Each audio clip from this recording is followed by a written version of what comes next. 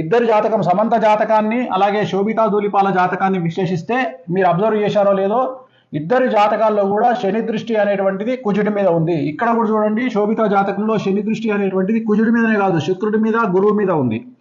So వీరి జాతకంలో 2027 నుండి సమస్యలు ఉండే అవకాశం ఉంది. 2027 వరకు సో బాగానే ఉంటుంది వ్యవహారం. 2027 నుండి వైవాహిక జీవితంలో సమస్యలు అనేటువంటి ఏర్పడతాయి.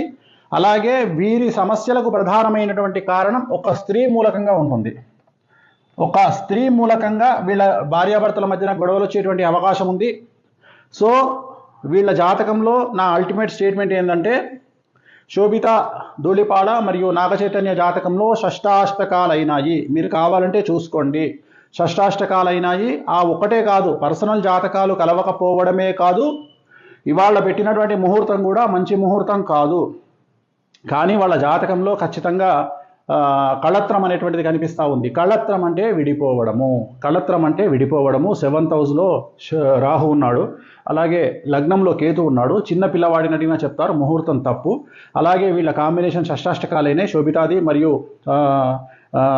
నాగచైతన్యది.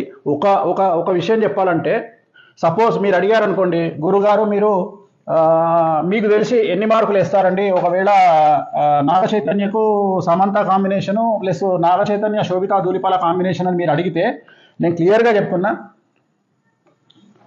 చైతన్య సమంత 100కి కనీసం ఒక 50 మార్కులు వేయచ్చు.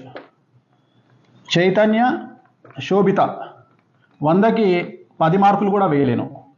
అలాగే సమంత జాతకం 100% బాగుంది ఇండస్ట్రీ పరంగా తీసుకుంటే. అలాగే శోభిత జాతకం తీసుకుంటే 20% బాగుంది కెరియర్ పరంగా నేను చెప్పేది.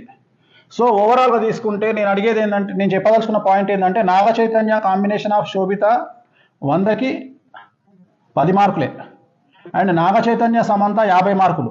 సో ఇంత 50 మార్కులు వేసినటువంటి వాళ్ళే విడిపోయారంటే మరి కాంబినేషన్ ఆఫ్ సమంత నాగచైతన్య శోభిత కాంబినేషన్లో మరి నేను 10 మార్కులు వేస్తున్నా 100కి అంటే ఇంకెంత ప్రభావం ఉందో చూడండి. ఎందుకంటే శోభిత జాతకంలో చాలా ఎక్స్ట్రీమ్ ప్రాబ్లమ్స్ కనిపిస్తూ ఉన్నాయి. సో ఒక స్త్రీ మూలకంగా వీళ్ళ జాతకంలో వీళ్ళు విడబాటుకు గురయ్యే అవకాశం ఉంది.